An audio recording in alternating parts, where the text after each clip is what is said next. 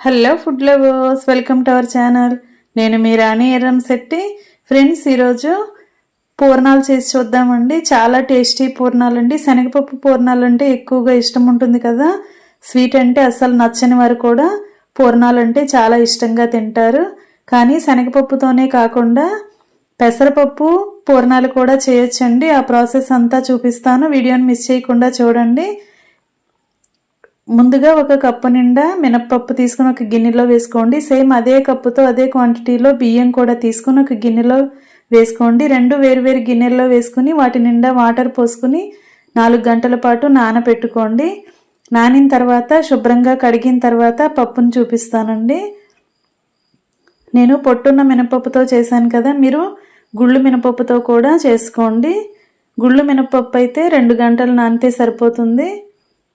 ఇలా నానిన తర్వాత పొట్టంతా కూడా కడిగేసుకుని చూపిస్తున్నానండి. బియ్యము పప్పు కూడా బాగా శుభ్రం చేసుకున్న తర్వాత మిక్సీ జార్ తీసుకొని ముందుగా మినప్పప్పుని బాగా మెత్తగా గ్రైండ్ చేసుకోండి. వాటర్ అన్నీ తీసేసుకుని పిండిని గట్టిగా గ్రైండ్ చేసుకోండి. పిండి అస్సలు లూజ్ అవ్వకూడదండి, చాలా గట్టిగా మెత్తగా రుబ్బుకోండి. ఇలా నలిగిన తర్వాత మిక్సింగ్ బౌల్లోకి తీసి పెట్టుకోండి. ఇలా తీసుకున్నాం కదా, అదే మిక్సీ జార్లోకి కడుక్కుని పెట్టుకున్న బియ్యం కూడా వాటర్ అనేవి ఏమీ లేకుండా శుభ్రంగా దానిలో వేసుకుని గ్రైండ్ చేసుకుందాం. బియ్యం అనేవి రేషన్ బియ్యం వాడానండి, మీరు కూడా రేషన్ బియ్యం వాడుకోవచ్చు. మినప్పిండి అంతా కూడా తీసి గిన్నెలో వేసుకున్న తర్వాత బియ్యం కూడా బాగా మెత్తగా సాఫ్ట్గా రుబ్బుకోండి. వాటర్ అనేవి యూజ్ చేసామంటే పిండి అంతా కూడా లూజ్గా వచ్చేస్తుందండి. పూర్ణాలు వేసుకునేటప్పుడు కరెక్ట్ షేప్లో రౌండ్గా రావు. అంతేకాకుండా ఆయిల్ కూడా ఎక్కువగా పీల్చేసుకుంటాయి. అందుకే మనం రుబ్బుకున్న పిండిని గట్టిగానే రుబ్బుకోవాలి. ఇవి రెండు కూడా బాగా కలుపుకుని గరిటతో బాగా కలుపుకోండి. మినప్పిండి బియ్యపిండి కూడా బాగా కలిసిపోయే వరకు కలుపుకోండి. దీనిపైన మూత పెట్టుకుని పక్కన పెట్టుకోండి. బాగా నాననివ్వండి. 2-3 గంటలైనా నానితే పూర్ణాలు అనేవి చాలా పొంగుతూ టేస్టీగా వస్తాయి. ఈ లోపుగా మనం లోపల పూర్ణానికి ప్రాసెస్ అనేది స్టార్ట్ చేద్దాం. పెసర పూర్ణాలు అని చెప్పాను కదా, ఒక కప్పు నిండా పెసరపప్పు తీసుకుని వాటర్ పోసుకుని బాగా కడుక్కోండి. వాటర్ అన్నీ తీసేసుకున్న తర్వాత పప్పుని కళాయిలో వేసుకుని బాగా ఫ్రై చేసుకోవాలండి. తేమ అనేది ఏమీ లేకుండా పచ్చివాసన అంతా పోయే వరకు కూడా బాగా ఫ్రై చేసుకోండి. స్టవ్ ఆన్ చేసి కళాయి పెట్టుకుని ఫ్లేమ్ మొత్తం సిమ్లో పెట్టుకోండి. స్లో ఫ్లేమ్లోని ఈ పప్పుని బాగా ఫ్రై చేసుకోండి. వాటర్ అన్నీ కూడా ఎగిరిపోయిన తర్వాత పప్పు అంతా కూడా బాగా ఫ్రై అవుతుంది కదా. కరెక్ట్గా ఫ్రై అవుతున్నప్పుడు పచ్చివాసన అంతా పోయి కమ్మటి వాసన వస్తుందండి. అంతవరకు కూడా ఫ్రై చేసుకుని వెంటనే స్టవ్ ఆఫ్ చేసుకుని కళాయి నుండి తీసేసుకుని ఇలా వెడల్పుగా ఉన్న ఒక ప్లేట్లో తీసి పెట్టుకోండి. ఇలా పల్చగా చేసుకున్నట్లయితే త్వరగా చల్లారుతుందండి, లేదంటే మాడిపోతుంది. ఇలా మొత్తం కూడా ప్లేట్లోకి పోసుకుని చల్లారిన తర్వాత ప్రాసెస్ అనేది స్టార్ట్ చేద్దాం.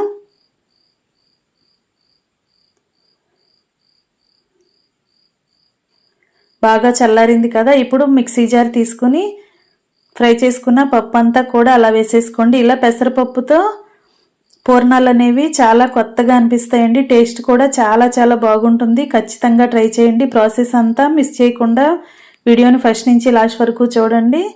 అలా చల్లారిన పప్పుని మిక్సీ జార్లో వేసుకుని 2-3 యాలకులు వేసుకోండి.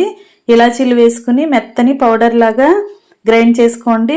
ఇప్పుడు పెసర సున్ను రెడీ అయిపోయింది కదా, ఈ సున్నంతా కూడా గిన్నెలోకి వేసుకోండి.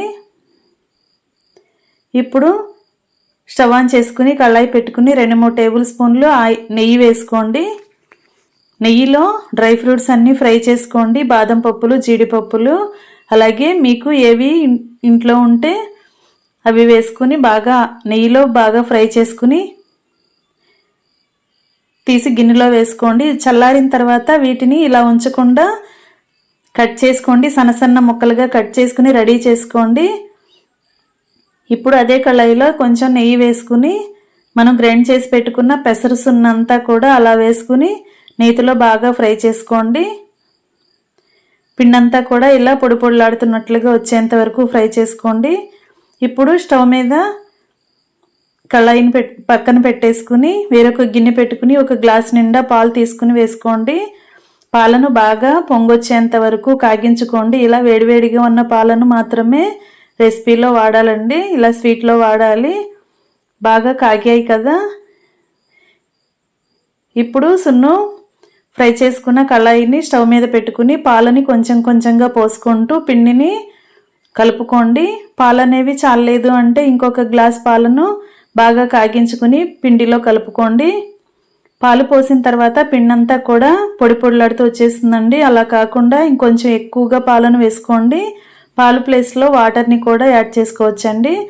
అలా పాలతో పెసరపిండి అంతా కూడా ఉడికింది కదా. ఇప్పుడు ఏ కప్పుతో మనం పెసరపప్పు తీసుకుంటే సేమ్ అదే కప్పుతో కప్పు నిండా పంచదార తీసుకుని వేసుకోండి. స్వీట్ ఎక్కువగా ఇష్టపడేవారు కప్పు నిండా తీసుకోండి. స్వీట్ కొంచెం తక్కువగా కావాలి అనుకునేవారు 3/4 కప్పు పంచదార అయినా కరెక్ట్గా సరిపోతుందండి. ఇప్పుడు పంచదార అంతా కూడా పెసర సున్నులో బాగా కలిసిన తర్వాత స్వీట్ అనేది ఇలా పల్చగా ముద్దలాగా వస్తుంది కదా. ఇప్పుడు ఒక 1/4 కప్పు నెయ్యి వేసుకోండి. నెయ్యి ఎక్కువగా వేసుకుంటే స్వీట్కి టేస్ట్ అనేది చాలా చాలా బాగుంటుంది. అంతేకాకుండా స్వీట్ కూడా కళాయి నుంచి త్వరగా సపరేట్ అయిపోతుందండి. అలా రెడీ అయిన తర్వాత స్టవ్ ఆఫ్ చేసుకుని ఈ స్వీట్ని కళాయిలో ఉంచుకోకుండా ఒక మిక్సింగ్ బౌల్లోకి తీసేసుకుని వేసుకోండి. ఇప్పుడు నెయ్యిలో ఫ్రై చేసుకున్న డ్రై ఫ్రూట్స్ని సన్నగా ముక్కలుగా కట్ చేసుకుని అలా వేసుకోండి. ఇప్పుడు బాగా చల్లారిన తర్వాత ఈ స్వీట్ని చేత్తోనే మొత్తం కూడా చపాతీ ముద్దలాగా బాగా కలుపుకోండి. వేసుకున్న పప్పులన్నీ కూడా కలిసే వరకు బాగా కలుపుకుని పిండంతా కూడా సాఫ్ట్గా వచ్చేంత వరకు బాగా కలుపుకున్న తర్వాత దానిలో నుండి కొంచెం కొంచెంగా స్వీట్ తీసుకుంటూ చిన్న చిన్న బాల్స్ లాగా చేసుకుని ప్లేట్లో పెట్టుకోండి. ఫ్రెండ్స్, నా ఛానల్ని మీరు ఫస్ట్ టైం ఓపెన్ చేసిన వారైతే రన్ అవుతున్న వీడియో కింద రెడ్ కలర్లో సబ్స్క్రైబ్ ఆప్షన్ ఉంటుంది కదా, దానిని టచ్ చేసి ALL ఆల్ అనే బెల్ ఐకాన్ని కూడా యాక్టివేట్ చేయండి. నేను పెట్టబోయే రెసిపీస్ అన్నీ మీ ఫోన్కి నోటిఫికేషన్కి వస్తాయి. ఇలా రెడీ చేసుకునే లోపు స్టవ్ ఆన్ చేసుకుని కళాయి పెట్టుకుని డీప్ ఫ్రైకి సరిపడా ఆయిల్ పోసుకోండి. ఆయిల్ కాగే లోపుగా స్వీట్ బాల్స్ని రెడీ చేసుకోండి. ఇప్పుడు ఆయిల్ కాగుతుంది కదా, లోపల పూర్ణం కూడా ప్రిపేర్ అయిపోయింది. ఇప్పుడు రుబ్బుకుని పెట్టుకున్న మినపిండి బియ్యపిండిని ఒకసారి చూద్దాం.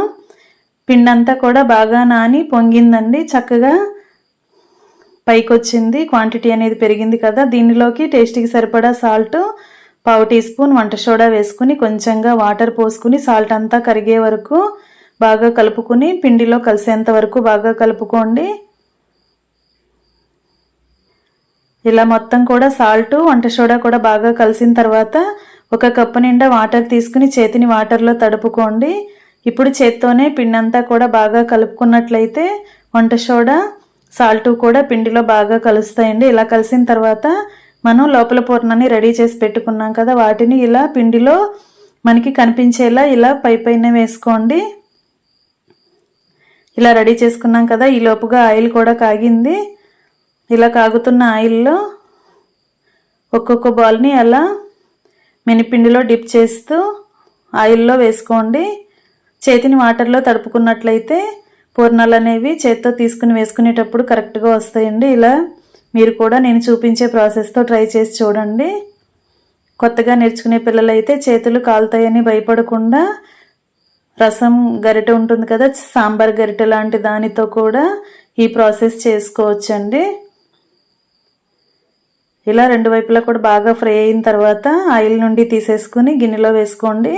ఇదే విధంగా మిగిలిన పూర్ణం బాల్స్ని కూడా పిండిలో వేసుకుంటూ మనం లోపల పూర్ణం అంతా కూడా బాగా కవర్ అయ్యేలా పై పిండిని ఎక్కువగా తీసుకుని అలా పూర్ణాన్ని కవర్ చేసుకుంటూ ఎక్కువ పిండితో ఈ పూర్ణాలు అనేవి ప్రిపేర్ చేసి ఆయిల్లో వేసుకోవాలండి. ఇలా మొత్తం అంతా కూడా బాగా ఫ్రై అయిన తర్వాత ఆయిల్ నుండి తీసేసుకోండి. ఇదే విధంగా మనం గ్రైండ్ చేసి పెట్టుకున్న పిండిని అలాగే ఉడకపెట్టి పెట్టుకున్న స్వీట్ బాల్స్ని కూడా అంతా కూడా రెడీ చేసుకుని డీప్ ఫ్రై చేసుకుని స్టవ్ ఆఫ్ చేసుకోవటమే. ఇంకా ఎంతో టేస్టీగా ఉండే పెసరసున్న పూర్ణాలు రెడీ అయిపోయాయి. ఇంకా సర్వింగ్ బౌల్లోకి తీసుకుని ఫ్యామిలీకి సర్వ్ చేసుకోవటమే. ఫ్రెండ్స్, శనగపప్పు పూర్ణాలు ఇష్టపడేవారు ఒకసారి పెసరపప్పు పూర్ణాలను కూడా ట్రై చేసి చూడండి. చాలా చాలా టేస్టీగా ఉంటాయి, కొత్తగా అనిపిస్తాయి. కమ్మగా అనిపిస్తాయండి. నెయ్యి వాడాం కదా, పెసరపప్పుకి నెయ్యి కాంబినేషన్ చాలా చాలా బాగుంటుంది. డ్రై ఫ్రూట్స్ కూడా వేసుకున్నాం కదా, అక్కడక్కడ మనం తింటున్నప్పుడల్లా అక్కడక్కడ పంటికి తగులుతూ చాలా చాలా టేస్టీగా కమ్మగా అనిపిస్తాయి. ఖచ్చితంగా మీరు కూడా ట్రై చేసి చూడండి. వీడియో నచ్చితే లైక్ చేయండి. ఈ రెసిపీని మీ ఫ్రెండ్స్కి, ఫ్యామిలీ మెంబర్స్కి షేర్ చేయండి. అలాగే ఛానల్ని ఫస్ట్ టైం వాచ్ చేసిన వారు సబ్స్క్రైబ్ చేసుకుని పక్కనే ఉన్న బెల్ బటన్ని క్లిక్ చేసి నా ఛానల్ని సబ్స్క్రైబ్ చేసుకోండి. మీ ఫోన్కి నోటిఫికేషన్కి వచ్చిన వీడియోస్ని లైక్ చేస్తూ మీకు కూడా రెసిపీస్ నచ్చితే ఇంట్లో కుక్ చేసి ఫ్యామిలీకి సర్వ్ చేయండి. చాలా చాలా టేస్టీగా ఉంటే పెసర సున్న పూర్ణాలు రెడీ అయిపోయాయి. మరొక రెసిపీతో మళ్ళీ కలుద్దాం. Thanks for watching. నేను మీ రాణి.